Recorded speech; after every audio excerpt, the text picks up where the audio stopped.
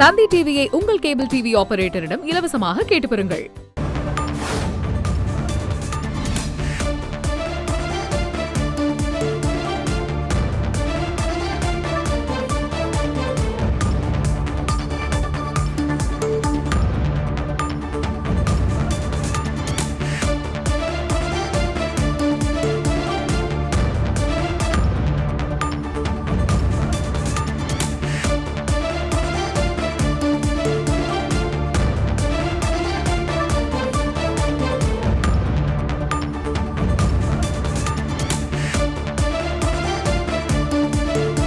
கர்நாடகாவில் ஏடிஎம் பணம் கொள்ளை, வங்கி பணம் கொள்ளை உள்ளிட்ட சம்பவங்களை தொடர்ந்து தற்பொழுது மேலும் ஒரு கொள்ளை சம்பவம் நிகழ்ந்திருப்பது பெரும் அச்சத்தையும் பரபரப்பையும் ஏற்படுத்தியிருக்கிறது.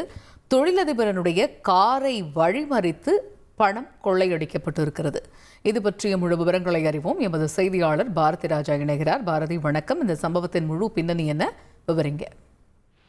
கண்டிப்பாக கர்நாடகாவில் கடந்த வியாழக்கிழமை ஒரு கொள்ளை சம்பவம், வங்கி கொள்ளை சம்பவம் நடைபெற்றது. வெள்ளிக்கிழமை அதை தொடர்ந்து மங்களூரில் ஒரு வங்கி கொள்ளை சம்பவம் நடைபெற்றது.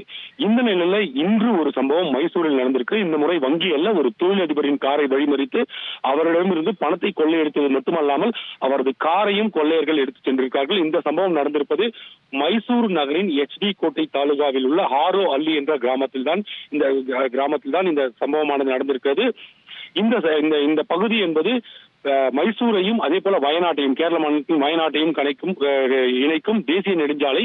இந்த நெடுஞ்சாலையில் இந்த சம்பவமானது நடந்திருக்கிறது. கேரளாவைச் சேர்ந்த தொழிலதிபரான ஷஃபி என்பவர் இன்று காலை மைசூர் நகரின் HD கோட்டை பகுதிக்கு பணத்துடன் வந்திருக்கிறார். தொழில் ரீதியான விஷயத்திற்காக அவர் நிறைய பணத்தை, எவ்வளவு பணம் என்பதை தற்போது வரை போலீசார் தெளிவாக நமக்கு கூறவில்லை.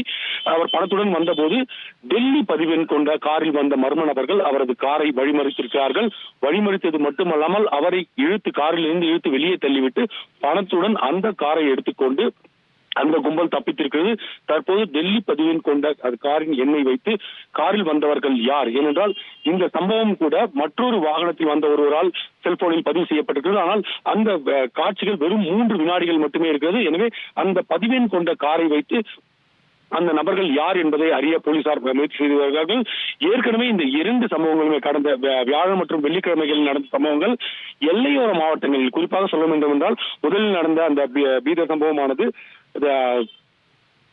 தெலுங்கானா மற்றும் கர்நாடகா இடையிலான எல்லையில் நடந்தது. அதற்கு அடுத்து நடந்த விஷயமானது மங்களூர், கேரளா மற்றும் கர்நாடகா எல்லை. இப்போது நடந்திருப்பதும் கேரளா மற்றும் கர்நாடக எல்லை. எனவே இது போன்ற கொள்ளை கும்பல் எல்லை பகுதிகளில் குறிவைத்து தாக்குவதால் எல்லை பகுதிகள் தற்போது தீவிரப்படுத்தப்பட்டிருக்கின்றன. அதே போல இந்த 2 வாகனங்கள் பயணித்த பகுதிகளில் உள்ள சாலைகளில் CCTV காட்சிகள் தற்போது ஆய்வு செய்யப்பட்டு வருகிறது. போலீசார் இந்த சம்பவம் தொடர்பாக தனிப்படை எதுவும் அமைக்கவில்லை என்றாலும் கூட மைசூர் மாவட்ட கண்காணிப்பாளர் தற்போது சம்பவ இடத்திற்கு விரைந்திருக்கார். ஒட்டுமொத்தத்தில் இந்த பகலில் நடைபெறும் கொள்ளை சம்பவங்கள் கர்நாடக மாநில மக்களிடையே ஒரு மிகப்பெரிய அச்சத்தை ஏற்படுத்தி இருக்கிறது. தகவல்களுக்கு நன்றி பாரதி. செய்திகளை உடனுக்குடன் தெரிந்து கொள்ள உடனே சப்ஸ்கிரைப் பண்ணுங்க.